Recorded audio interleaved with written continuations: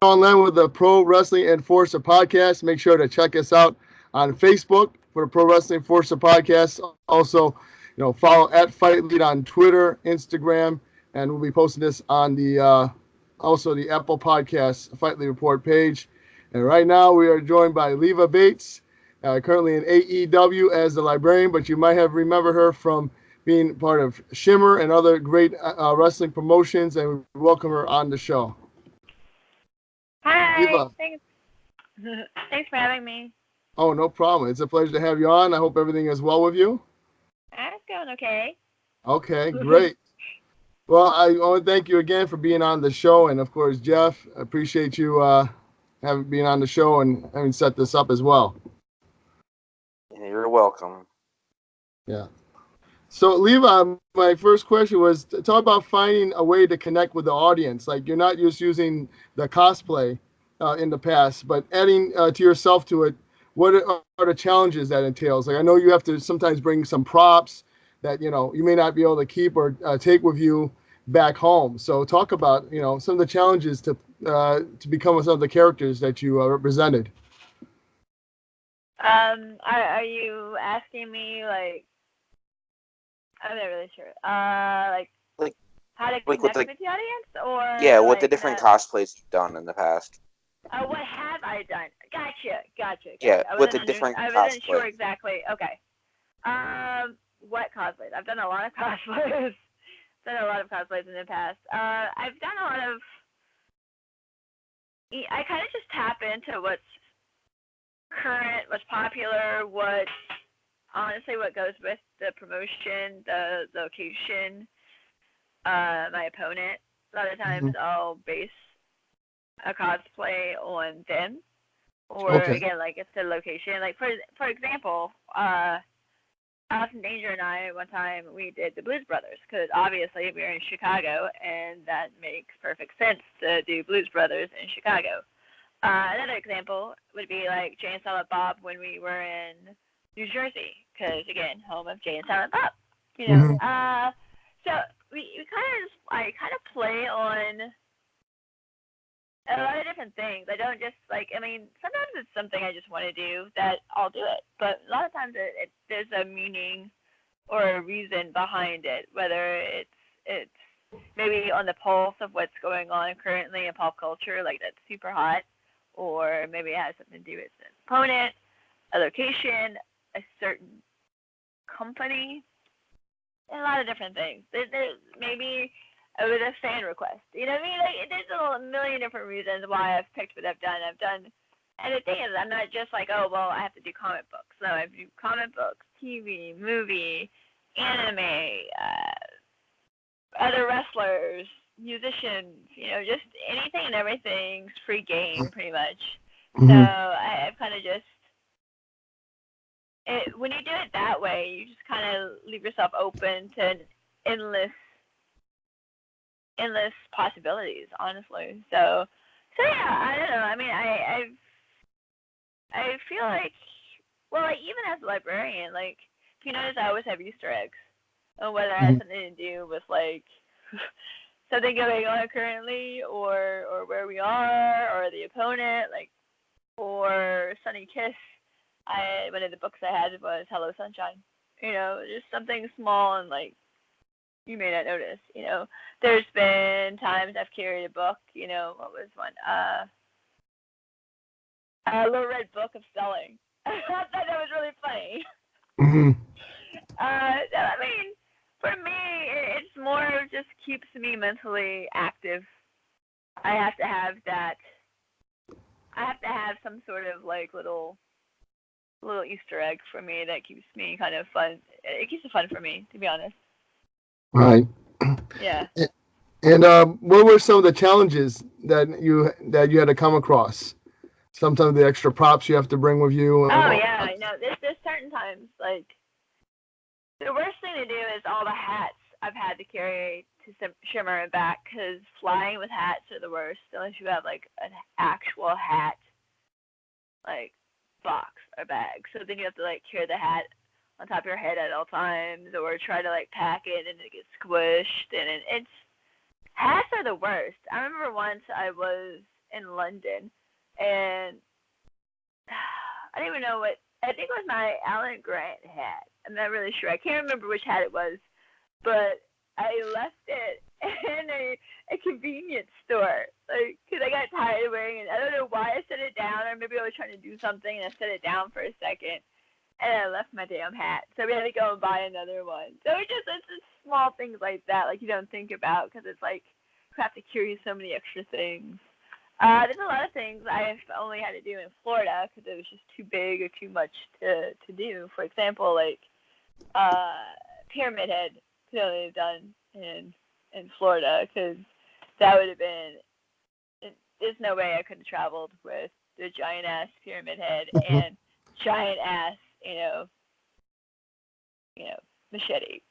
Yeah, I got you. Know what I mean? Like, it's, so there's certain things, like, I mean, I've had to ask for swords at away shows. I've had to ask for bikes. I was going to bring that up. Yeah, I was going to bring that up. One of my best friends was looking for a bike for you at one Shimmer. Mhm. So that's Alan Grant from Jurassic Park, just so people get the reference, right? Do what? The hat you left was Alan Grant from Jurassic Park. Have I wrestled with who? The Alan Grant hat was from Jurassic Park, right? Oh yeah, Alan Grant. Yes. And they said, have you wrestled Ellen? No, Yeah, I'm sorry. Like, who's Ellen? Did I miss someone? Speak louder. I have to. Yeah, I did Jurassic Park against, my first Jurassic, I think it's my first one, or it might have been my second Jurassic Park cosplay against Addie Starr. She's a huge Jurassic Park fan. And it was one of, I don't think, it wasn't her last match because obviously she came back, but it was towards the end when she was like kind of taking some time off, and it was one of her last matches, and I really wanted to make it special for her, so I ended up doing Alan Grant. And it was funny because it was still at the height of blue pants, so I was getting Alan Grant pants chant, so that was a lot of fun. Alan Grant pants. I think I remember a video on Twitter about that. I'm pretty sure it's all because of wrestling memes. I'm pretty sure he was the one who started it. Wow. Yeah, you have some of the other wrestlers help you out too when you choose these certain cosplay characters? Absolutely. I've actually borrowed gear from people to cosplay as them, because that actually helps me out a lot. And just sometimes I made the gear myself. Like Joey Ryan, I made that all by hand. But like other times, it's like, oh hey, you already have gear. Do you mind if I wear it? So that's happened too. So yeah, no. A lot of times people get really excited and like, oh, can you like cosplay me, or can you cosplay as this? And I've had other people like jump in and be like, oh, can I cosplay too? And so I've had like weird cosplay matches because people wanted to join in too. So it's like people get really, really excited about it actually. So yeah, no, like a lot of people actually help. Oh, hey, I can grab that for you, or yeah, I can totally do it, or hey, I'll wear a costume too. So yeah, people get like really, really excited about it. Speaking of that, when you wrestled Holiday at the last Shimmer, was that actually Thunder Rosa's gear, or did you make that? That was actually Thunder Rosa's gear. She wasn't there, was she? I had a friend, aka Holiday, hook me up. Because they did a show, I guess the weekend before, and she grabbed gear from Thunder Rosa for me. Because it was kind of not a last minute, but it was one of those Kevin's like, oh my god, I have such a great idea. And I'm like, I don't have time to make this and all the Shimmer stuff. I'm like, let me see if I can get gear from her. And it was a lot easier and safer than shipping. So yeah, Thunder Rosa was like, oh yeah, let's see how Holly did. And tomorrow I'll just give her an extra set of gear and just give it right back. I'm like, sweet, perfect. So it worked out perfectly. Wow. Yeah, 'cause that looked way too good to be like made quickly. Yeah. Yeah, like especially towards like the end, I was doing so many shows and so many times things that at times I just couldn't make. You can't make a new thing or 2 or 3 new things every week on top of having like real life shops and real life other like Twitch streams and everything else you do. So I'm like, oh, I need help. So yeah, like, especially like the Thunder Rosa, because you know how Shimmer is, and you have to pack like get ready for 4 days of gear. 4 to 5 matches, depending on if you're doing rides or not doing rides, and so. Or freelance or AEW or whatever else is running that weekend. Exactly. So you have to definitely be prepared. Right. So like every week, it's Halloween for you. It really is. It really is. That's why on the Halloween I don't actually dress up anymore. Oh. That would make sense. Mm-hmm. Yeah, you can always say this is my last year's Halloween costume and pull up something you did last weekend. Pretty much, right? Yeah. I've done that before I started really doing wrestlers. Like especially because of like wrestle circuits. But before I really started doing like wrestler cosplay, that used to be for a while my Halloween costumes was wrestling cosplay. I would dress up like other wrestlers. I thought it was funny. And then that became a thing with Wrestle Circus. So I was like, oh, all right. So then, like, seriously, like, probably the last 3 or 4 years, I've just showed up in regular clothes and played at Halloween Horror Nights and just chilled. Because it was like, you know what, I'm going to celebrate the holiday and not stress out about the holiday.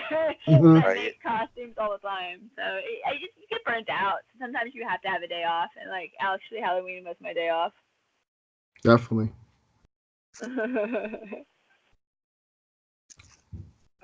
I was wondering if you could talk about some of your favorite times at Shimmer. Okay. Man. I've been there for so long. 8 years. 8 years. Man. Okay, well. Because I only know you from the last, like, 2.5 years at Shimmer. Yeah, man. There's so many things because it was like, oh, yeah, I forgot about that. Oh, I forgot about that. Oh, yeah. Because, like, one of my favorite matches is probably the Pee Wee Herman one, just because of the audience interaction and just, I had, like, the perfect opponent for that match, I feel like, was Marty Bell. So we had Marty Bell, myself, and then just the audience getting into it. And the fact that we had the audience yell for every time the magic word 3 was said for the entire show and the rest of the thing. It was so funny. Because we were like one of the first matches too. And like towards the end of that taping, Krozak comes up to me like, Leva, they've been doing this the entire show. And I'm like, I'm so sorry. He's like, at first I was annoyed, but now I think it's hilarious. So. Wow. So like anytime you did 3 of something, like a 3 count or, you know. Oh yeah. For you guys who don't know the match, basically what it was, I was Pee Wee Herman, and there was always a word of the day. So I started off the match with the word of the day is 3. So anytime you hear the word 3, just scream. So obviously when you're wrestling a heel, they're gonna like choke you on the ropes and whatever. So it would be like Marty Bell's trying to choke me on the ropes, and the ref would be like 1, 2, 3, and then everyone would break and be like, ah! She would get so annoyed. And the audience would get into it. It was so funny. Or he'd be like, we'd be outside the ring, and he would count, come on, guys, get in the ring. 1, 2, 3, ah! I really hope Andy Long was the ref for that match. Who was the ref? I think it was Caleb. I could be wrong. I could be completely wrong on that one. Wow. Do you remember? I don't remember. I wasn't there for that one. I'd have to ask Josh. Okay. Because that was... Oh, man. So many matches. I have a buddy who was there. I want to ask him. You want me to ask him? I mean, if you want, Matt, who was the ref? Yeah, it was a lot of fun. But pretty much He says it was Andy Long. For sure. It was. Oh, okay, cool. He's pretty sure about it. Hilarious. That was a lot of fun. I feel like, oh man, like doing the selfies and the tag match with Alice in Danger when we did the selfies with Amada. That was fun. That was a lot of fun. Another match that really stands out was against, we had like on again, off again, or we did a couple matches with Canadian Ninjas, and the one where it was like, I think it was really close to winning the title, but then we ended up losing. I remember it was like an emotional moment because it was such an exhausting match and it was such an exhausting weekend. It was the end of the weekend, and like, I don't know, I remember breaking down crying just because it was so like, all the emotions were there, and it was just like, it was real. You know what I mean? It was definitely a real moment I had with like Danger and the audience and everything in that moment. And I think it made her tear up. It was great. It was great. It was a good emotional moment. I like moments and I can actually like have that, you know what I mean, connection with everyone. God, there's so many funny ones, so many good ones. Like, I'm trying to remember all of them. It's just like I would have to sit back and be like, okay, remember when I did this? Remember when I did that? Maybe, I mean, obviously winning the titles with Doom. Oh my God, that was a wild ride. That was a lot of fun to watch. Yeah, it was really cool. That was a lot of fun. Especially because they did that hand. Was it a hand injury and Rise? So she, like, I heard as I landed, oh my God, Leva, Doom hurt her hand. How is that going to affect your weekend? And I'm like, oh shit, because it was supposed to like tag all weekend. And I'm like, oh God, I don't know. And then it was just storyline. I'm like, oh. Mm-hmm. Okay, good. Like one match together each day or there was a definite moment of panic, like, shoot. There's so many. Like, it's. I remember Malaya Hosaka requested that she be my first match. That means a lot to me. Like, that meant a lot. And getting to do, like, getting to work with her and, like, Lexi and, like, you know, everyone like that. Those are the people that really, like, held my hand in the very beginning of my career, you know? And that was really cool to, like, wrestle. Well, I mean, at different times, but wrestle with them. Man, so many moments. I remember ripping off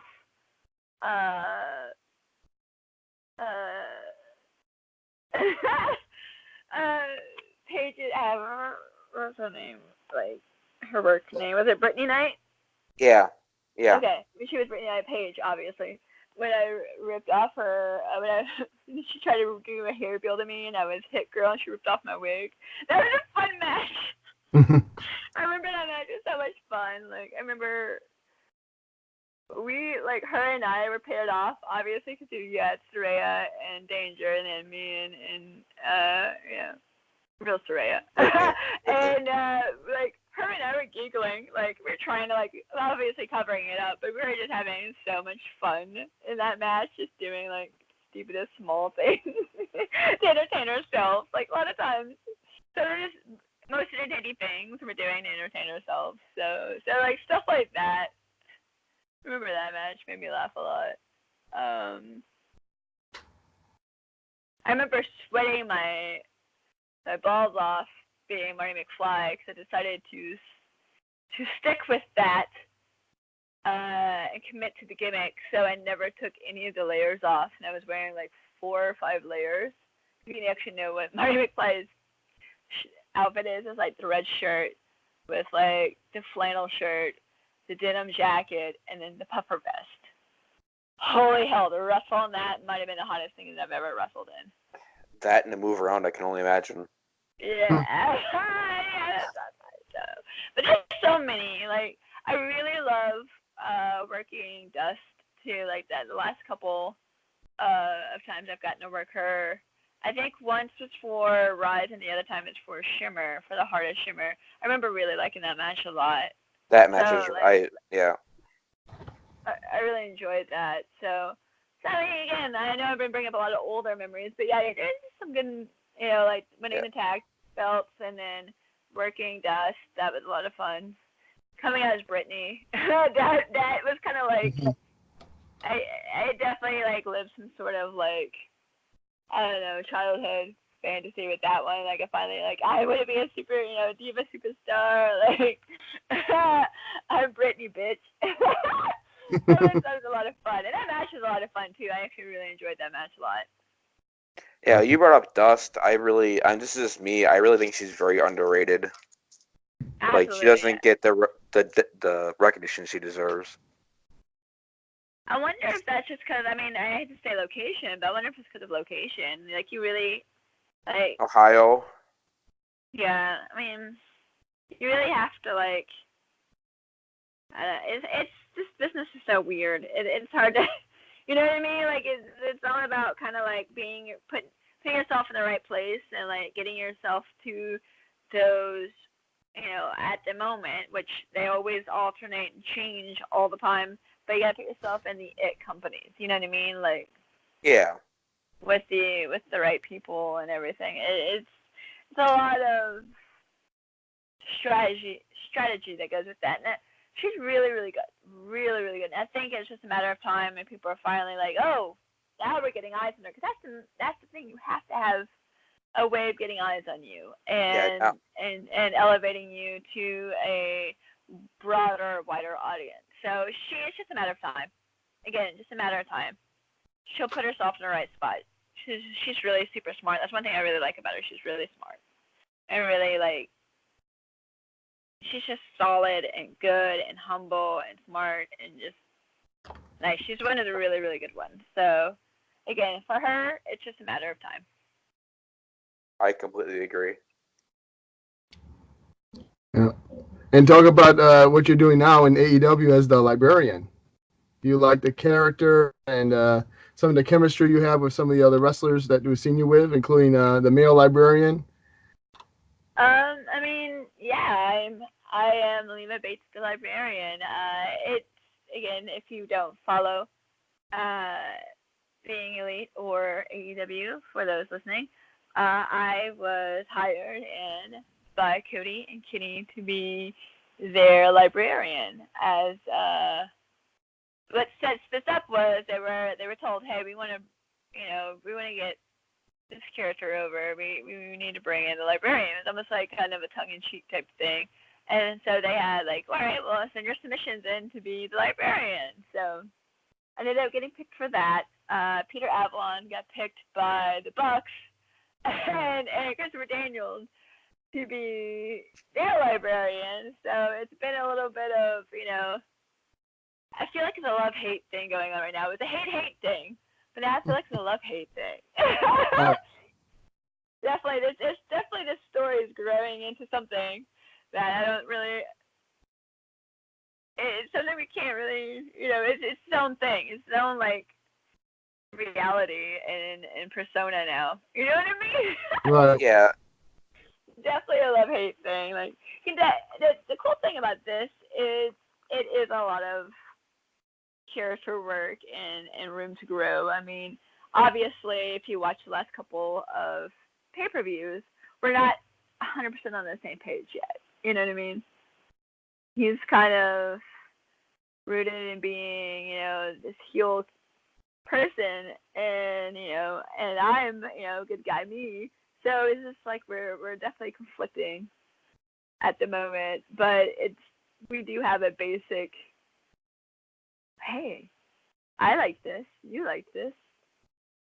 Okay, this is kind of cool. So I feel like it's definitely not a linear thing. You know what I mean? Mm-hmm. It's storyline is actually kind of almost a real relationship of sorts. And I'm not saying romantic or friendship or whatever. It's definitely a relationship, whether it's co-workers, friends, romance. It can be a little bit of everything and none. Enemies, mortal, bitter enemies. Who knows? I don't know. We're gonna see where it takes us. And I'm loving every second of it. To be honest, I love working with Peter Avalon as a person. The character, on the other hand, he's a little rough around the edges.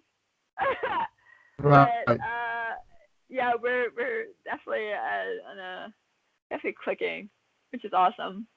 Everyone at AEW is wonderful to work with. Everyone's so eager and happy and excited.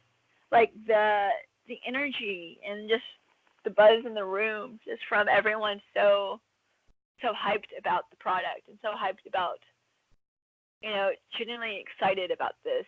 It's I don't know the word. It sounds really. But it's I don't know. Sounds. But like I don't know what the word is. It's too late in the evening for me, but it's catching. If that makes any sense to you, like. No, I'm it excited, doesn't. so you're excited, and you're excited now. She's excited. We're all excited. You know what I mean? Like, especially when the people who are running it are in purely for the passion of it, and they want everyone to succeed. They want us to succeed and be our best. There's no like sideways glances and people worried about their spots or anything. It's literally like, wow, if you do well, that means the company's doing well. If I do well, that means the company's doing well, and we're all doing well. You know what I mean? Like, I want you to do well, so we all can do well. And it's a very uplifting environment. It's a very happy environment. I remember being backstage at Double or Nothing, and I was like right behind the curtain, looking at the monitor from the sound guy, so I can, obviously with my hearing disabilities, I really wanted to hear the audience, so I was like right behind the curtain, so I'm like literally just on the other side of it, so I could hear everybody, and it was so cool just hearing how excited the crowd was, for every little thing. It was wonderful, and just seeing how everyone was so pumped and stoked about being there, and my heart just felt like it was going to burst. I was so happy, if that made any sense, and that was the moment, about halfway through Double or Nothing, I was like, yeah, this is where I belong. I'm home. And I had that feeling. I was so beyond ecstatic, and I still am. But that was the moment it really hit me. I was like, wow, this is where I belong. So yeah, I still get that overwhelming, I feel like my heart's gonna burst moments every time we do a show. So it's really a wonderful feeling. That just sounds like what you hear from a lot of the women wrestlers about their sisterhood in the indies and that, just on a bigger scale. Yeah, it is. Like, everyone's so like supportive, especially in the women's division. Everyone's from like the backgrounds and like not just like where you're from, but like everyone's background is so different, and we all bring something different to the table. And it's not like, oh, well, they brought her in, oh man, we'll lose my spot. It's like no one has that fear, Everyone brings something different to the table, and then when you have something a little bit different from everyone, you have like this awesome like feast, Thanksgiving feast. You know what I mean? Like you bring the cranberries sauce, I'll bring the turkey, and you can bring the mashed potatoes, and then she's gonna bring, oh man, I'm hungry. Anyway, myself hungry, but no, for real though, like you're coming together to build something and make something wonderful, and I feel like everyone's on that page, if that makes any sense, and it's a wonderful feeling to have. Yeah, I just keep going that like, wow, any moment we get to TV or on these shows, you or any of these ladies could be wrestling Aja Kong, who's a legend in the business. Like, that's just mind blowing. It's such a cool. I don't know. It's such a cool time in wrestling, to be honest. You know what I mean? It really is. Definitely. And then how far do you feel women's wrestling has come? I know we saw in the Viceland Wrestlers documentary, and I know they talked about that in part of that documentary too. So talk about how far the women's wrestling has become, and you've gotten respect of the fans over the years. I mean, I feel like I don't feel like this is news to anyone. I mean, we definitely are taking steps forward, but it's you can't forget. I don't know. I think it's unfair to like poo-poo on your roots. You know what I mean? Without women like Mae Young and Moolah and Sensational Sherry, we wouldn't be where we are today. You know what I mean? Like, they actually were pretty groundbreaking themselves, you know. So it's just like women in history, women's lib and women's rights, and you know the fact that just now in certain countries they're starting to get to that point themselves. It's definitely a growth, and I feel like right now it's no longer like, oh, we still gotta grow, and I feel like no, we've grown. Now we're proving that this is where we are, and this is where we belong. This isn't like no longer we're revolutionizing them. It's been revolutionized. Now this is just reality, guys. Face it. You know what I mean? Like this is it. We are no longer second tier. We are no longer the popcorn match. We are no longer quote unquote women's wrestling. Like, you know what I mean? Like, we're just women. We are wrestlers, if that makes sense. We are entertainers. We are performers. And sometimes, you know, especially in the indies, you'll see women in there mixing it with men. And that's still a little bit of a hot button, but I feel like it's less of a hot button than it was maybe like 10 years ago. I mean, definitely. we have Tessa wrestling for the Impact Championship coming up pretty closely here. Exactly. I mean, it's definitely. I feel like it's becoming a norm, which is wonderful, and I love that it's becoming a norm that women are no longer just seen as, well, they're inferior, they try hard. You know, it's no, wow, these women can go just as well as men, if not better sometimes. You know what I mean? It's just like, oh wow, we have a girl versus a boy. All right, cool. You know what I mean? Like, oh, okay, cool. We have 2 girls matches, you know, and 2 boys matches, and like, you know what I mean? Like, it's not like so many, especially indies, and now even like the main shows now are doing more than just one women's match, which I think is really, really cool because it gives more opportunity to women. You know, you have like, oh, you have this match that's maybe like a 4-way with, you know, women, and then you have like a tag team match with the guys, and then you have a singles match with the women, and then you have a singles match with the guys, and maybe a 4-ways with the guys, and then maybe a tag match with the women, which it's really cool to see that it's just not a special feature thing. You know what I mean? We're normal now. You know, not that we weren't normal, I guess, people, but you know what I mean? It's the norm to see multiple women on the show. And it's not just a special attraction. Yeah, I mean, Io and Candice probably have had the match of the year so far at the last takeover. See, exactly. I mean, that match was beyond amazing. Yeah. So it's definitely become, I don't know, it's a really cool feeling to see that this is norm. You know, this is us. We're here. We're now. It's no longer, I mean, I guess we're always going to fight or whatever, but it's not, I don't know. I feel like it's becoming accepted. And of course, you're going to always have the naysayers and the guys who, people are like closed-minded about things, but you're going to have that. Some people are closed-minded about everything else in the world too. You know what I mean? It's not like, I don't know. Maybe I'm just not articulating exactly how I feel. And I feel like it's going to come across as like, oh, well, Leva's saying this. No, I feel good about it. Let me put it that way. I feel good about it. I feel like we're definitely always moving forward, which is exactly how you need to be moving forward. I mean, you have women main eventing shows and pay-per-views. WrestleMania. And, you know what I mean?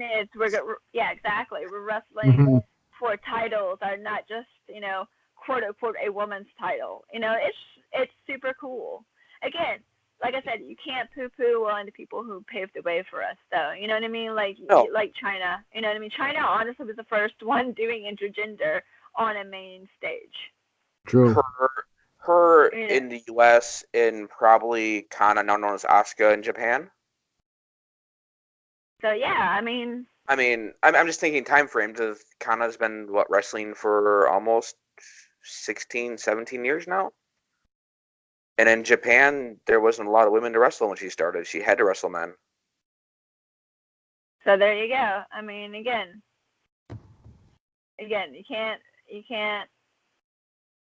I feel like we gotta, you know, pay homage to those who paved the way. And like honestly, the people who started the women's revolution, not started, but who really personified women's revolution within the last several years. I mean, because of them, we are moving forward. We are able to say, hey, this is the norm. It's no longer, oh, well, we're almost there, guys. I feel like it's kind of accepted. I mean, you know?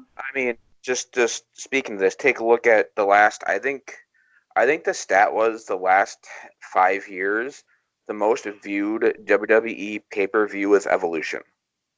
Oh, that's awesome.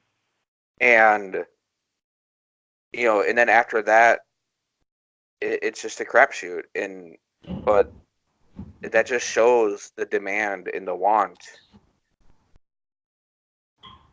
That's a really, really cool feeling. Yeah, definitely. That's the women's wrestling is just it's blowing up all over. And it's so cool. It's so cool. Yeah, I think like many men beginning didn't want to buy the women's shirts, and now many men sport the women's shirts now, and they support the women. I've noticed that too. And, exactly. And so, did you like seeing yourself in that documentary? Did you have a chance to see it yet? No, actually, I haven't seen it. Oh, okay.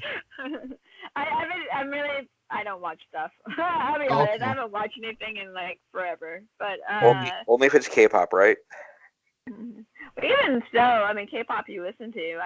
I can listen to stuff while I'm working as opposed to sitting down and watching things. So I don't get to watch stuff. But no, I haven't seen it yet. I'll be honest. I'm sorry. I will eventually, hopefully. Okay. I was just curious. Yeah, no, I haven't had the chance. And when I do have free time, I not that I forget about it, but it's one of those like, oh, I didn't think I should have watched that shit. I could have watched that. Oh well. Right. I have to watch this movie instead. Like, you know what I mean? Yeah. Like, oh, I watched this Keanu movie. Oh shit, I should have watched all these other things I'm actually in. Oh yeah. Oops. Yeah, I get that. Definitely. I have a question. I know at one time you said you were kind of almost done with the indies. I'm just wondering how close you were from actually retiring before you signed with AEW. I had mentally quit. I had made obviously I didn't tell anyone. It was one of those. I was just kind of done. I've been done. Like this past year was probably the hardest in my career for some reason. I don't know why. I still haven't figured quite out exactly why I felt like this year I was suffering a lot more than I had been in the past. I don't know if maybe just the hype from Blue Pants finally died, or if it was just what it was. Like, you know how business is. It's a roller coaster. Entertainment, not only in wrestling, but in everything. Whether you're a TV show, you're an actor, you're a singer, musician, whatever. It comes in waves.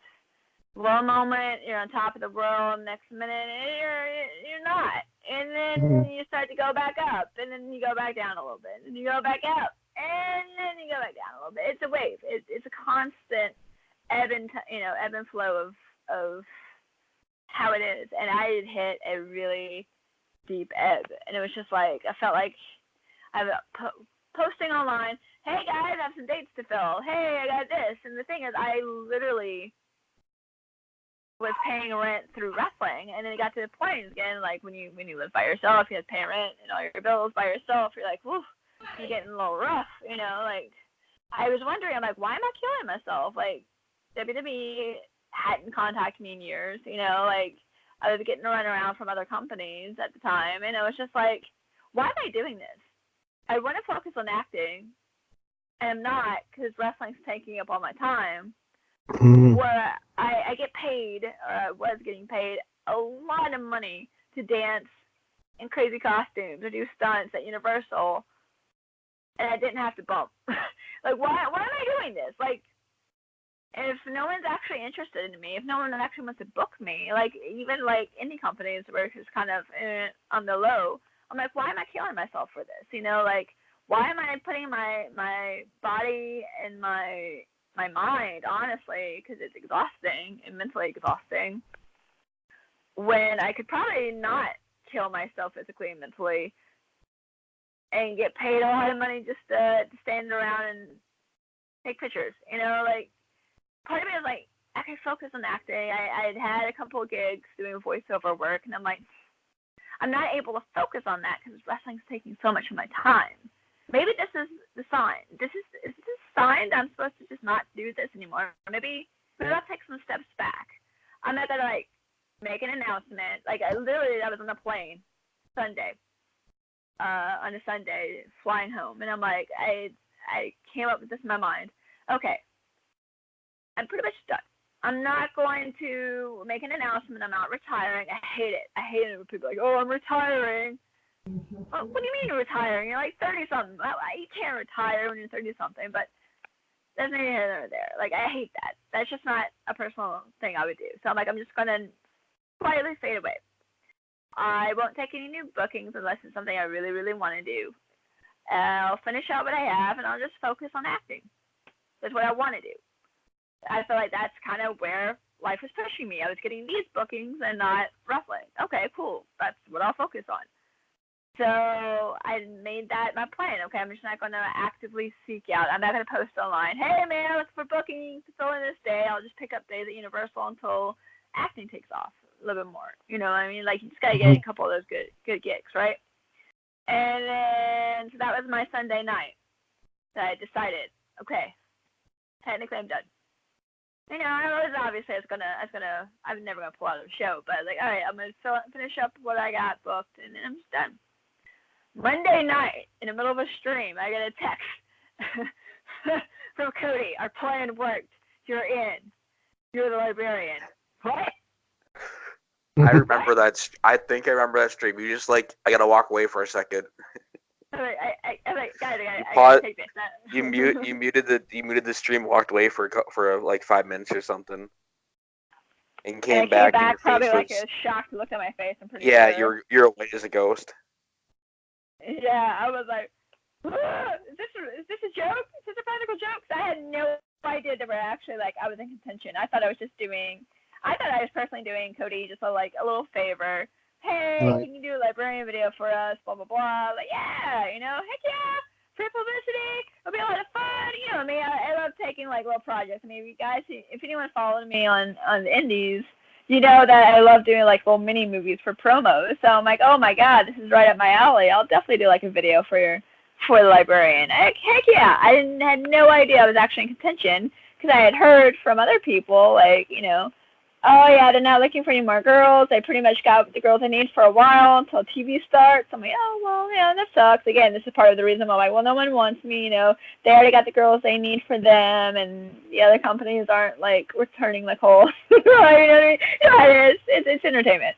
So I'm like, So when I got that text on Monday, I had already checked myself out. I was like, okay, I'm just going to move forward. I'm going to move forward and just, because I felt like that was a sign. This is a sign that I'm not meant to do wrestling for a while. Okay. No, it was a completely different story. It's the story of the starving actor living in a van down to his last few dollars and this piece of bread when he finally gets a call from Hollywood. Hey, we're going to put you in this blockbuster movie and his career takes off. I feel like that's the story that's about to happen. I was down. I was like, man, maybe I'm just done with wrestling. I'm done with wrestling. Wrestling doesn't want me. Why am I fighting so hard? If they don't want me, then why am I here? No, they wanted me. You know what I mean? Oh my God! I literally was.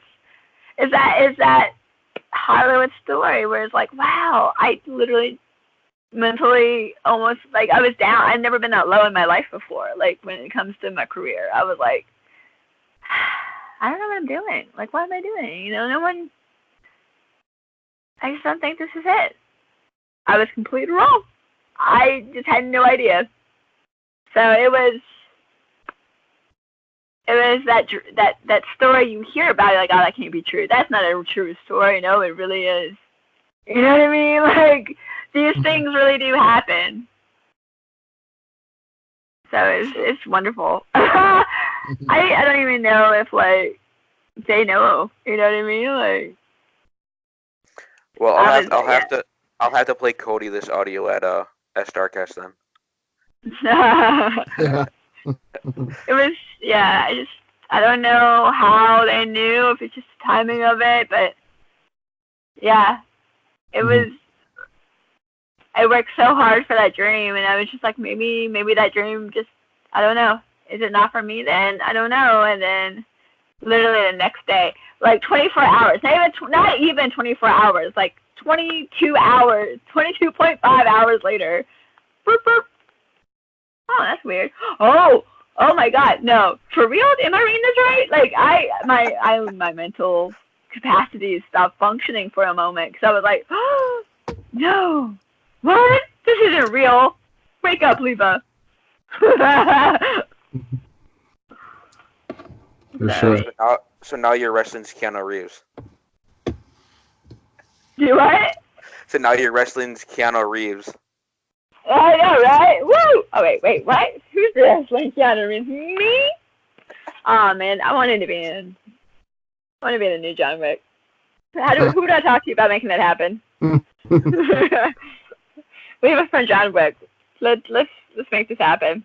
I missed my opportunity to do Bill and Ted. So, but I feel like I fit John Wick better. I mean, he just had that librarian scene in the last one. I mean, obviously one of the hit people would be a librarian. Right. I don't know, new love interest? Maybe, I don't know. How's Josh gonna feel about that one? He understands. He knows. He knows his spot. So, how was it seeing all your friends go from like Shimmer and the other indies to like Impact and NXT and all in AEW before you? Like when you were seeing these people get signed, how did that make? I mean, obviously that fueled into like the kind of the low point you were just talking about, but like, were you happy for them and like not like pity me, or how does that work? How did oh my God, no, like for instance, seeing Mia get signed was like the coolest thing ever, because she had worked so hard. Like that was like, she becomes so like singularly focused on, I gotta get signed, sign. So when you see someone work so hard and they have that one singular focus where it's like, this has to happen. And when it happens, you just know, like, not only are they happy, but it's like that moment of relief for them too. Because again, being one of my best friends, I know how focused she can get on something and how it becomes, I don't want to say obsessive because it's a strong word, but because it becomes like focus. It's just the word, like strong focus. And no, I was tickled pink. There's so many people that completely and utterly deserve it that I'm so happy for. Like Nikki Storm, Nikki Cross, for those who don't know who Nikki Storm was. Like, she legitimately is one of the most down-to-earth, cool people in the world, and to see her on a big stage like that is just, it tickles me pink every time I see her. You know what I mean? Like, every time I see her, it's just like, oh, Nikki! You know? It's so good. And then, like, Athena, God, like, it's so cool because it's like some of my best friends are living their dream. You know what I mean? Like, I'm so happy. Like, again, for those who don't know, Athena is Ember Moon. I say that because I feel like everyone should know who the indies are, and they may not know who their WWE name was. I don't know. I don't know who your listeners are, but I mean, yeah, I still have the same problem. I call Asuka Kana all the time. People look at me all weird. I'm like, it's Asuka. or I call Carrie Thane still. I call her Carrie Hojo still. Like, people just get with it. Yeah, like, it's so, it's so cool seeing my friends. You know, no, like this business and entertainment in general is a very selfish business because you are your product. So it's a lot of mental strain because it's just like, well, I'm pushing these cars, I'm pushing these clothes, I'm pushing this food, I'm pushing myself. So when you don't sell, you're like, well, what's wrong with the product? why was this product not good enough, you know? But you can't let other people's achievements affect how you view yourself as that product. Because then you're just beating yourself up. Well, why am I negative? Blah, blah, blah, blah. And you become in this weird negative cycle. And it's one of those you mentally and have to be self-aware. You have to be self-aware that, oh, wow, this is one of those mental traps that you can't let yourself get into. And again, I'm a very positive person because guess what? If happiness creates happiness, negativity creates negativity. And I don't want to be surrounded by negativity. You know, like I prefer to be in a little happy bubble of life. For real. So, like, for me, you can't let these negative thoughts, of course, it's natural to feel like, well, why not me?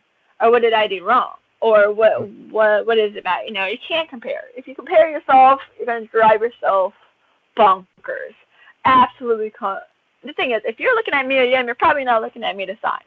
Just because we are so different in look and styles and background and height and everything. You know what I mean? Attitude in the ring, you know, like, yeah, there's a... She's going to fill a role that I probably can't fill. Vice versa, I will fill a role that she can probably not fill. It's, again, you have to be happy. You know, you have to be, and not like, oh, fake happy, like, genuinely, like, right. Like, for me, like, it's really cool, like, to see, like, oh my God, I'm working with Allie. Allie's one of my favorite people on the indies, and even when I got to work her in Impact, you know what I mean? So to be able to work her on, you know, in our new home was really, really awesome and really, really cool. And it's awesome to have that friend with you on that journey. You know what I mean? It's really cool to be like, oh man, this is awesome. We're here together. It's the greatest thing. You know, so you can't be like, well, she's here. What's that going to do about me? And then see how that just creates negativity and brings you down automatically? You can't. And not only that, if you have that attitude, it's going to make your product look worse. You're not going to work well with that person in the ring. It's going to affect everything. For me, I'm a positive person, man. I can't let, especially in a business as mentally harsh as entertainment. Same thing with dance and acting and everything. Like, you have to be happy for your friends when they get cast in roles. You're like, oh, wow, you got cast as Marilyn Monroe. That's awesome, you know? Obviously, I probably won't ever get cast as Marilyn Monroe. It's just different types of, you know, bodies and heights and voice styles, you know? But you have to be, you know, it's one of those, it's like, you have to be self-aware. You have to know what you can do and what you can't do, and know what they can do and what they can't do, and then be able to separate yourself from that. Like, okay, obviously, I'm not going to be just Shaggy. That makes sense. You know what I mean? But I can be very happy for my good friend who just got cast as Shaggy. You know what I mean? It's a thing, like, it's... The why not me is probably, like, one of the worst things you can say. But it is a natural thing, and you have to, like, if you let yourself think that, you have to immediately be like, well, no, this is why. You have to immediately answer yourself. You have to tackle it and be self-aware. It's so hard to be self-aware sometimes because you get so sucked into emotions and worry and, well, is this ever going to happen, you know? And I'm not going to lie, I instead of necessarily being like, oh, man, I just signed more people, and then you do that, it's more like, okay, what can I do to make me be more desirable for a company? What can I do to better myself? What can I do? You know, and you have to look at it that way. You have to, like, take that moment, take a breath, because it does. Those thoughts can try to creep up on you, and you have to take a breath and be self-aware and be like, okay, this is just negativity coming in, and I'm not going to let it come in. So here's what we're going to do. We're going to face this problem head on. You know, and that's why when I mentally quit for, like, that less than a day, I was like, okay. I tried to think of it logically. Okay, so maybe it's just a sign, fate telling me maybe this isn't what I'm supposed to be doing right now. It got me to a point where I needed to be. It got me to a point where I made contacts. I was able to move forward in other parts of entertainment. So maybe now I'm supposed to just take the leap and do it. You know, like that's, you know, no, that was just a test. I think it was a test. It was a test of what are you going to do, how are you going to react, and I feel like positivity creates positivity. And instead of giving up and say I quit everything, I quit, I'm just going to be miserable, I was just already thinking of a new game plan. You know what I mean? You have to be. I don't know. I've always been annoyingly optimistic with everything. You know what I mean? Like, Sure. You have to be. I don't know. Maybe that's just how I was raised. I don't know. Man, I'm getting really like self here. Like thinking about it, I'm like, wow. I don't know. Where does that come from? Yeah, the why me attitude is just a self-defeating attitude in general, and it's everywhere, and it can be anywhere in your life. It doesn't have to be in your job or you know, personal lives or whatever. It can creep in anywhere, and that's a good point where you have to combat it at all costs, because you know we all have whatever in our life that's hard we're dealing with. Yeah, definitely. I can relate as well. My end as well. So, yeah, it's really great. I think, Leva, you should consider doing some seminars, talking to people. I'm serious. I don't know. I mean, I feel like my optimism might be annoying to some people. But maybe it's needed. Maybe it's one of those is like, no, you listen here. You listen to my happy optimism. Damn it. How's that for like Joel Sargent for you? Definitely. I don't know. I mean, everyone, I don't know. I feel like everyone has a thing that works for them, and this is what works for me. You know, I guess that makes sense. You just gotta, everyone's gotta find that thing for them. And sometimes it takes a while to find that. Find what works for you, I guess. Because every single person on this planet is wired slightly different. You know what I mean? We're all similar, but we're all different, if that makes any sense.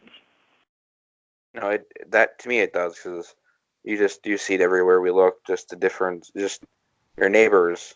You know, what music you like, or what you watch on TV, or what people consider a normal, acceptable profession compared to what you or me or Sean would. Mhm. Exactly. And also, you're very excited for the weekend coming up, All Out and Starrcast. And so talk about just, it'll be very busy but rewarding, and how satisfying it will be for you. So, man, I'm so excited. It's crazy because I got to do Starrcast last year, and it was a blast. I had so much fun, and then I, of course, got to watch All In, and it was just one of those. It was like, man, this would be such a cool show to be a part of, And I just kept saying, man, one day I wish I could be a part of something like this. Like, you say that, like, man, maybe one day I'll get to do this. Could it be really cool to be a part of something like this? And fast forward 1 year later, here I go, less than a week in, on my way to be a part of something like this. A Starrcast weekend with All Out. It's legit a dream come true. I sat there watching it, and it was sitting there right next to me, and we were both watching it, and we were like, this is cool. This is really cool. I'm like, man, it'd be really cool to be a part of something like this. Like, it's so, you can, even then, you can just feel that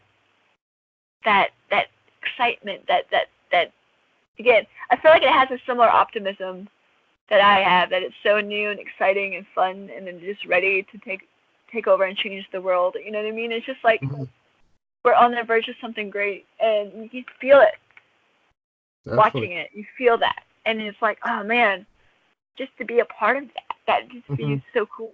You know what I mean? Even before we knew AEW was going to be a thing, that show alone was like, wow. It cool. Definitely, it brought something different to the table. Yeah, it was like, wow, I want to be a part of something like this. This is exciting. this is fresh. This is new. And now I am. I'm just, I wish there was a word that could describe my emotions. But no, I'm so beyond excited to be a part of it because it's, again, just thinking back, it was only a year ago, and I was saying, man, I wish I could do something like this. Mm-hmm. Yeah. So here I am. So I'm about to lose my freaking mind. I'm so happy. So pumped, so excited. I, got my Battle Royale book and I'm ready. Yeah, I just remember watching All In. I get them all confused names of them. Yeah, All In was the first one. We're all out and All In, and going, this will be real when the Joshi hit the ring and they're doing their Joshi stuff, not an Americanized version of it. And they're out there doing the stuff they do in Japan, hard hitting, stiff, wrestling. And I'm like, yeah, this is different. This is going to be amazing that they can get a TV deal. As I was already thinking TV deal, a year ago, before it was even, publicly known that they were looking for it. But it was just like, if they're going to let them do this, I can't wait because this is what we need over here. Mm-hmm.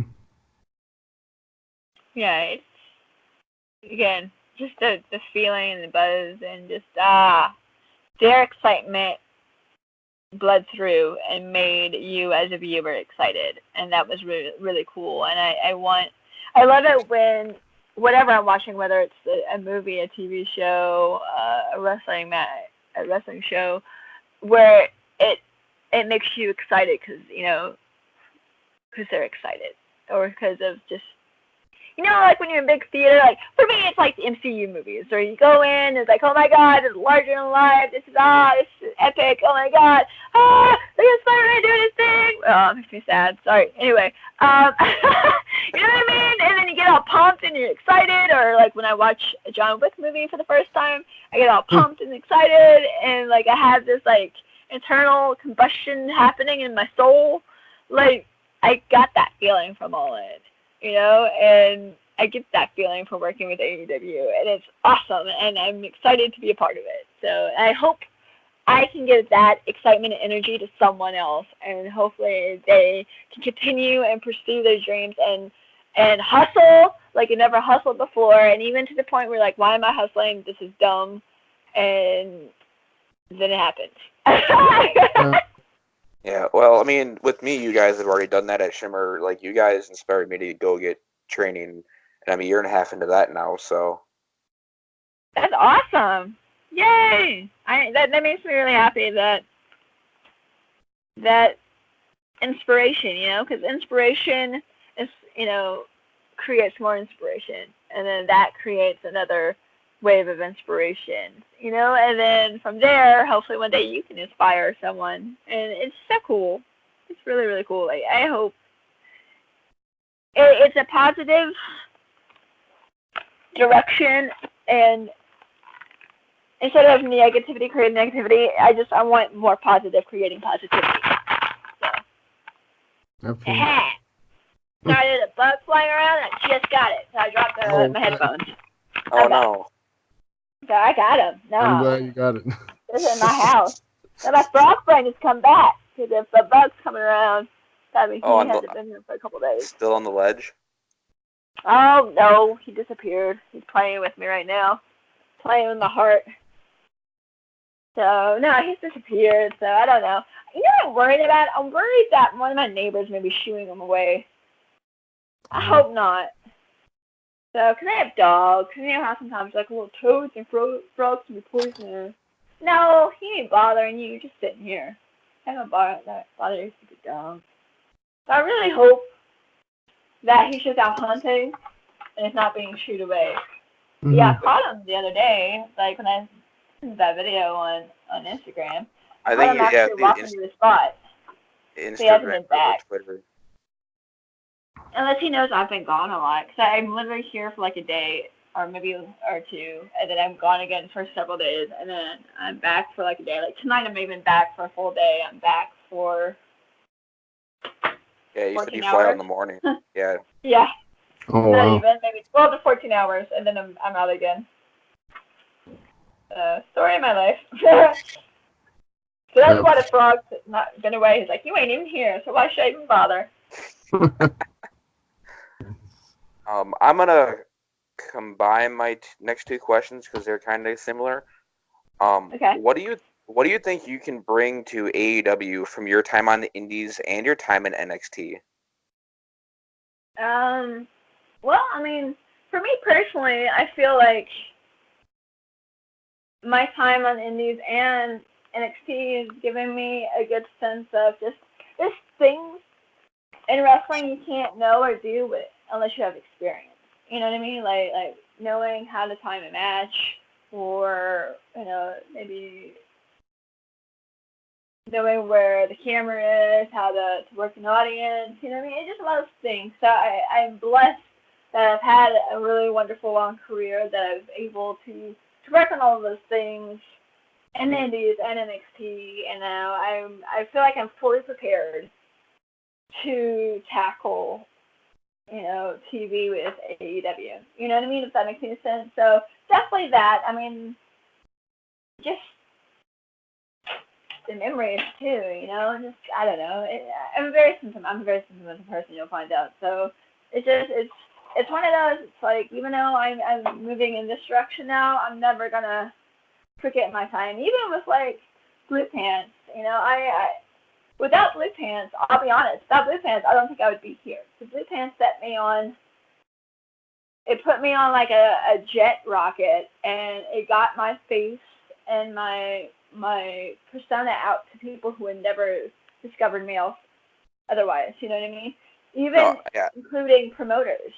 And then I was able to get more, bookings and promotions, and like get myself across the world. Probably I would never had the opportunity, or it would have been maybe hard pressed to get these type of opportunities. So because of Blue Pants, I was able, honestly, to be here. You know what I mean? Now in AEW, because it got me to the right places I needed to be. It got me to the experiences and learn the things I needed to learn because of being able to be Blue Pants.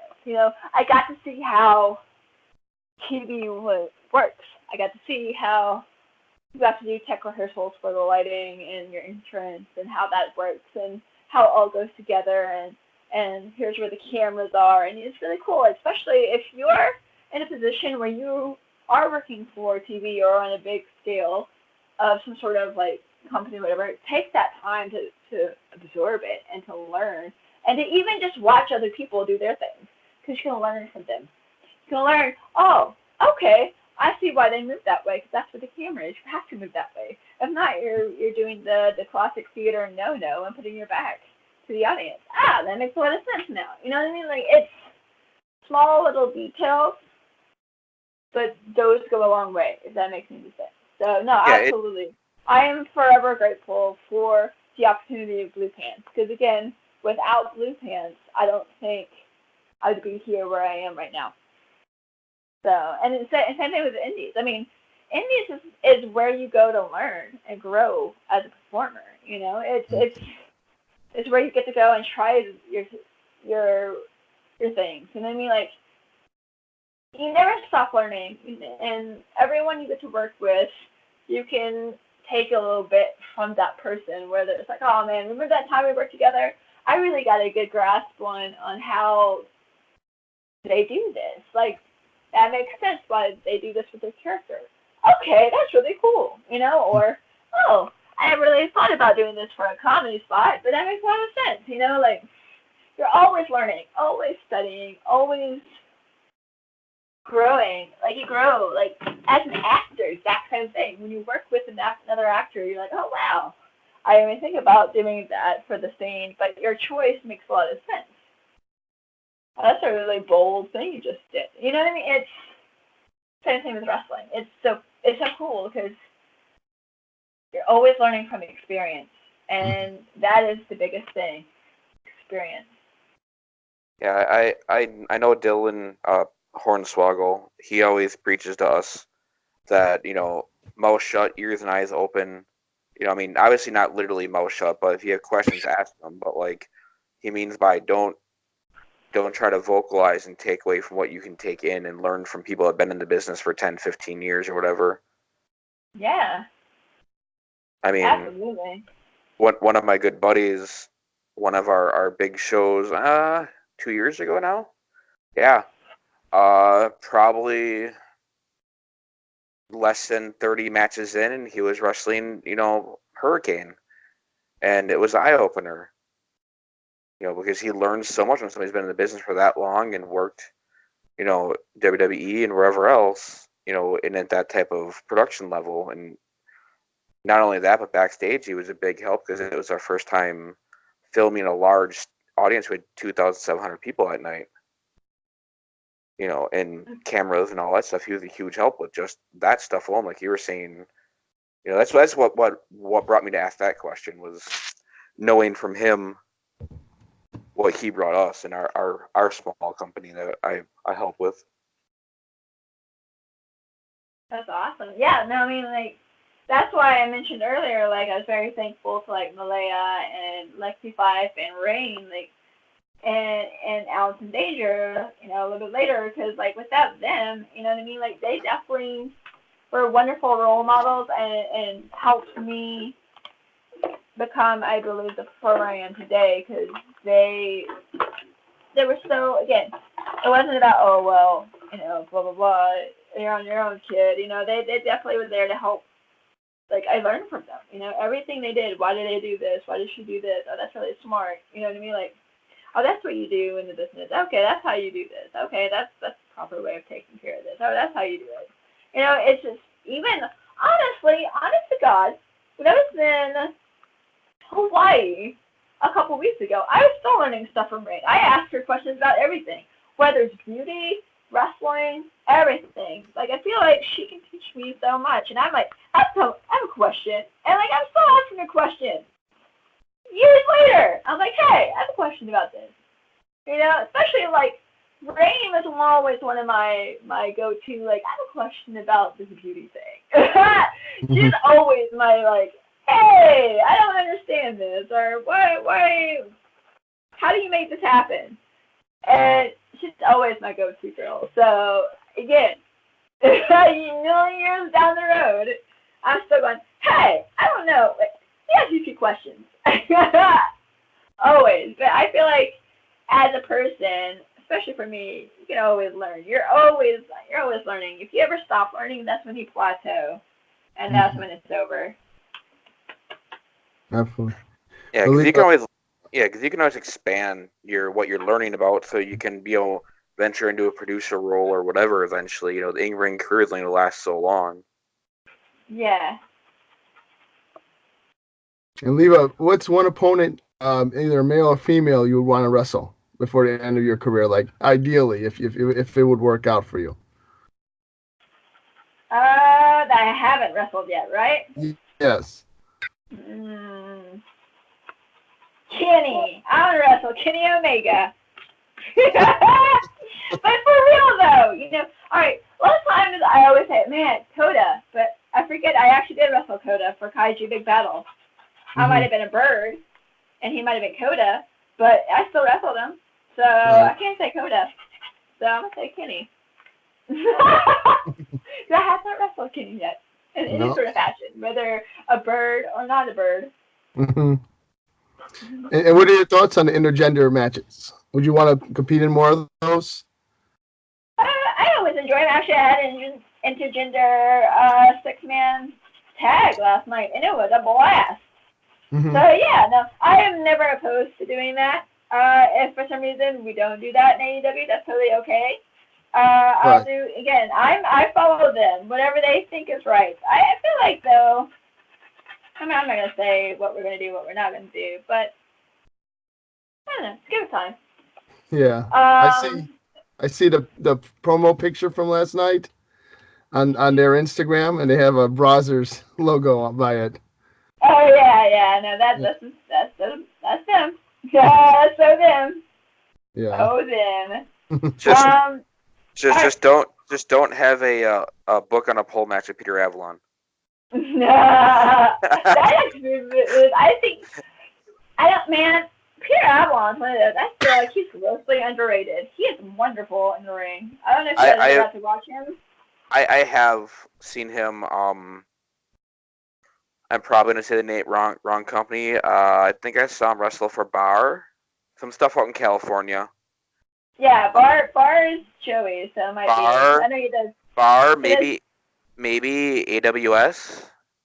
Yeah, he's on AWS. I wrestled him in AWS. He was on the same card as Delilah in her fiance. Wow, I'm blanking on his name. Eli. Yeah. Eli. Yep. Yeah. So that's awesome. Yeah, no. Doom and I wrestled him and Ray for the AWS actually last year. It was awesome. I love working him, but no, he's definitely. But I guess I can't name him because I have wrestled him. Shit. Here's one you guys would like that I've never got to wrestle her. It'd be really, really cool, and there's a very good possibility it could happen sometime in my future. Cheetah. Okay. I would like to work her. I love her, so that'd be really, really cool. I don't believe we've had the opportunity to wrestle each other, so now that we both work for a company where we can, I think that's a very good answer. I feel like that would be a really good answer. Like, yes, this is something that could actually possibly, for real, happen. Nice. Hopefully you get a chance to work those matches. Yeah.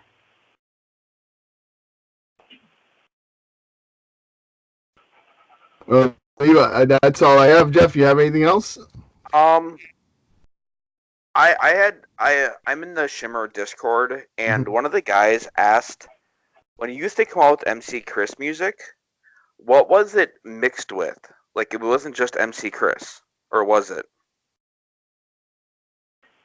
I use a different song all the time. One of my main songs I used was MC Chris Geek. I think he has a couple versions of it, so that might have been. I know at one point we had someone mix MC Chris Geek with Doctor Who's music, like the theme from Doctor Who. Was that at a Shimmer? Yes. If it was a Shimmer, that might have been, because I feel like when we came out, like one of the first few times we came out as Regeneration X, we used that. With my theme mixed with Doctor Who. But then we started coming out to the actual music we were cosplaying.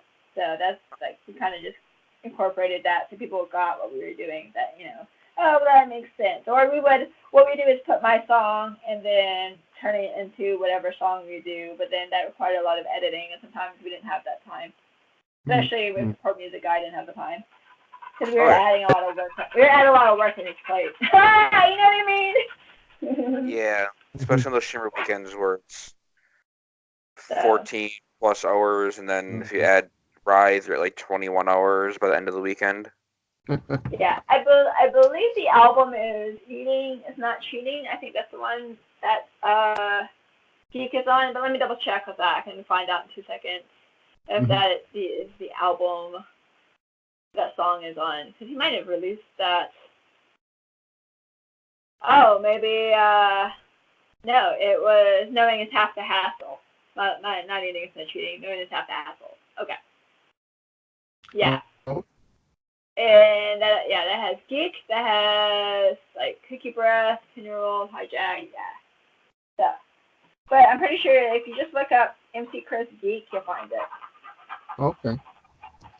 And again, I know he has 2 versions of the Boba Fett song, so he might actually have a couple versions, or someone might have, like, done an edit of it. And then the other song I used a lot, I don't know if I used it at Shimmer, but I know I used it a lot elsewhere, was Dr. Awkward's Different. That was another one that I used a lot as, like, quote-unquote, just leave a theme. Okay. That was towards later part of my career. Well, do you want to plug your socials, Leva? Sure. Pretty much I make it easy just because I won't remember it. So for you guys, I make it easy too. It's Wrestling Leva on everything. So Wrestling Leva on Twitter, Wrestling Leva on Instagram, Wrestling Leva on Twitch. Yeah, feel free to follow me on Twitch and subscribe. You don't have to subscribe; you can just follow. And watch or they can have Amazon Prime as a free subscription. Exactly. And then you get awesome Dropbox stuff with pictures and videos and. Which I am very, very. I need to do one this week. I've been behind with my traveling and stuff, so an email will get dropped to subscribers very, very soon. Hopefully Tuesday or Wednesday. So keep your fingers crossed that actually works. I need another person to do this for me. But no, yeah, I make it easy. Wrestling Leva and everything. For Facebook, I don't ever do, but it's Leva Bates official FB page. Yeah, because there's a couple there's a couple other ones. Yeah, there's a couple ones. So it says the official one, and I feel like I don't even know what my picture is. Is this still the blue pants picture? Yeah, it is. Okay, so I might need to change that. But yeah, as you can tell, I don't necessarily update that one as much. It's connected to my Instagram, so like pretty much anytime I post something on Instagram, it'll go straight to there. So everyone just save yourself the time and follow me on Instagram. Yeah. What else? What are the other social medias? I think that's all I do. What about your pro wrestling tee stores? Because you got one for your personal and one for Yeah, you are a genius. Yes, I do have a pro wrestling tee. Has a lot of cool Leva Bates type shirts. Some blue pants. I literally think. Ones, I literally think only the Young Bucks have more shirts than you do. Who does? I think only the Young Bucks have more shirts than you do. Well, I don't like to oversaturate. But there's also, I have a brand new shirt for the AEW store. So I officially have AEW merch. So make sure you check that shirt out. Yeah. I do get profit off of that. So that's why, honestly, we waited to make sure all the T's and I's were crossed and dotted. So, get yourself an official Librarian shirt from there as well, from the AEW store. I have a candle, which I've been advertising. If you want yourself a little Our Lady of the Blue Pants prayer candle, it's inspired by my Keanu candle, because a friend of mine got me a Keanu and a Bill Murray candle, and I thought it was the greatest thing of all time. So I'm like, well, if I think this is great, I wonder if anyone would want a Leva candle. So we ended up getting a Leva candle made from the awesome guys at fullygimmick.com. So definitely check it out. I think I just tweeted it out, was it yesterday or 2 days ago? I'll post it up again. But yeah, it's still on their website. They're still shipping them out. So feel free to get yourself one. It's only $10. Get yourself an awesome prayer candle. So not sacrilegious at all.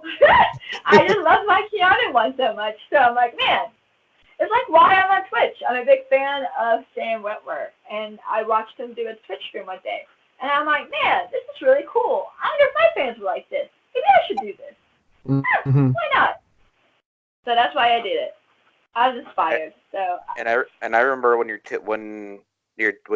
Twitch stream blew up when you had the broken ankle and you were streaming almost every day. And that's when that was the first streamer I was at. I started watching, but that was a time I remember you getting a lot more subscribers and that, but you were doing it almost every day at that point. Yeah. Well, it was one of those like, well, I can't dance and I can't wrestle. I don't want to sit here. I want to play video games anyway. I might as well stream it. Right? Why not? Exactly. I think that you definitely have an audience, so. So. And then everybody can. By the way, my stream will be back up and running at some point. I've been doing a lot of in real life ones because my computer died. I got it fixed. It's running, but it's completely wiped out. So I have to have my moderator come back and reset up the system that way we had it. So or maybe actually better. Your OBS. So yeah, like he had a bunch of special like settings for it all, even though it's still. It's one of those, like, my computer hated it. So I'm hoping now that has a new hard drive that it runs better. So look for that. So I might be streaming from, when I do stream, either from my PlayStation for the next couple weeks or more in real life ones. Because I know this week I'm not even home. I'm home for a day. Like, I leave in the morning and I'm back a little bit Wednesday, late Wednesday night, and then I fly back out Thursday. So it might get a in real life one again, like I did from the Boba Tea place. So be on the lookout for random times with Leva Bates on my Twitch stream.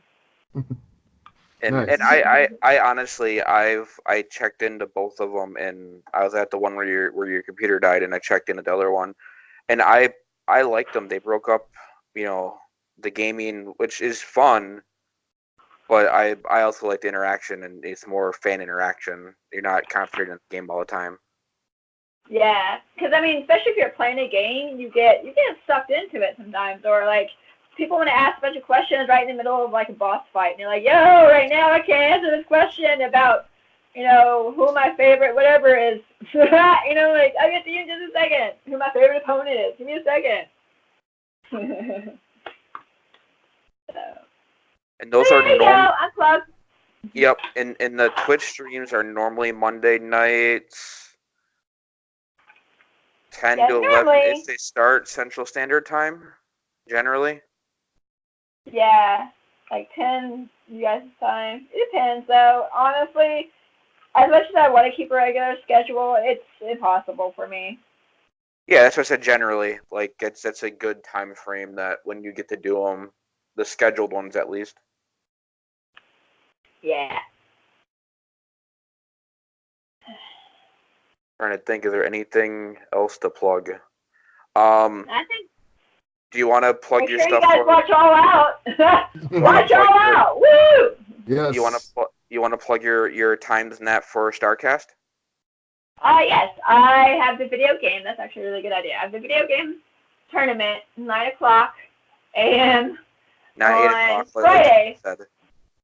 Yeah, Casino Gamers game at 9 a.m. But it's okay. We'll make it work. I am the queen of making it work. No, we have the video game tournament. A lot of deliberation between me and a few people running it. It ended up being, for a couple different reasons, Injustice. So I could say a fighting game. I listed Injustice as one of them. The things I listed was Smash Brothers, Fire Pro, but I knew there'd be some issues with Fire Pro. Just because copyright stuff. Not their fault, but you know what I mean? Like, we don't want to step on anyone's toes. Sure. But I went to Smash Brothers. I'm like, or I have a bunch of fighting games, whereas now listed like Dragon Ball Z, Injustice, Tekken, and one of the people running it, I think they're actually bringing the PlayStation. Like, oh, well, I have Injustice, that's perfect. And I'm like, oh, well, there you go.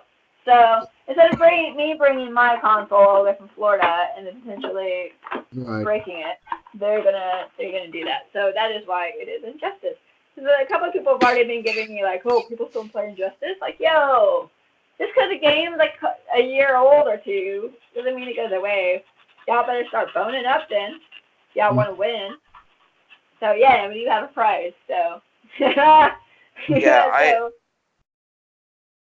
I don't know if it's been released what the prize is yet or not. They said pack.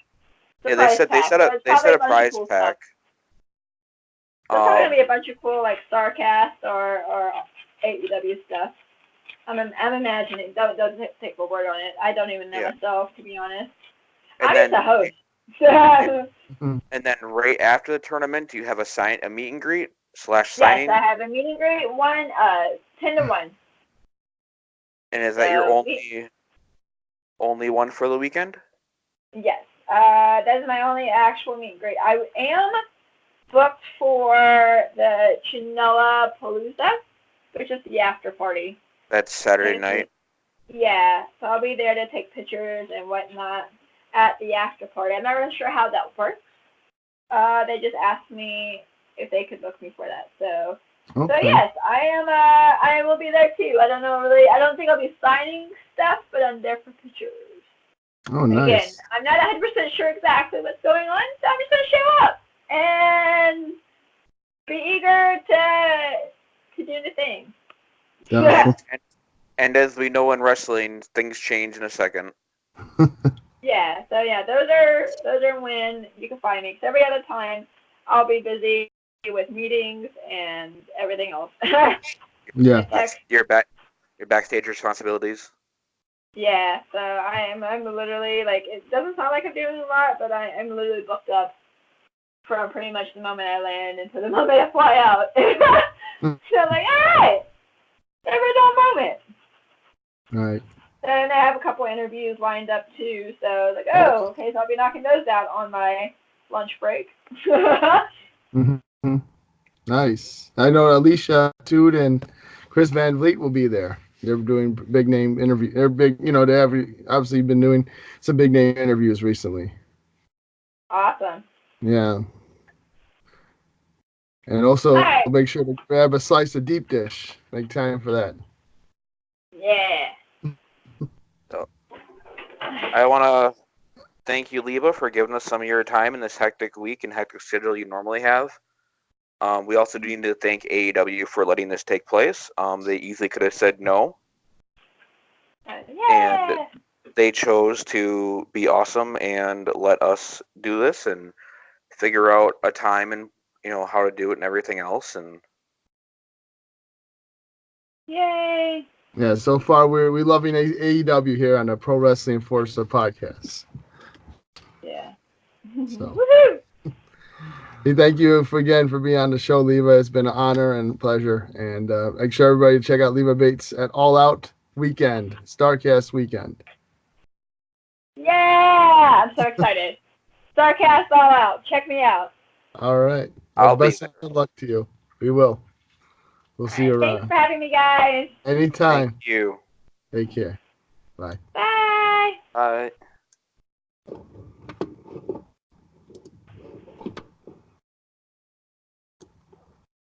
Thank you, Leva, honestly.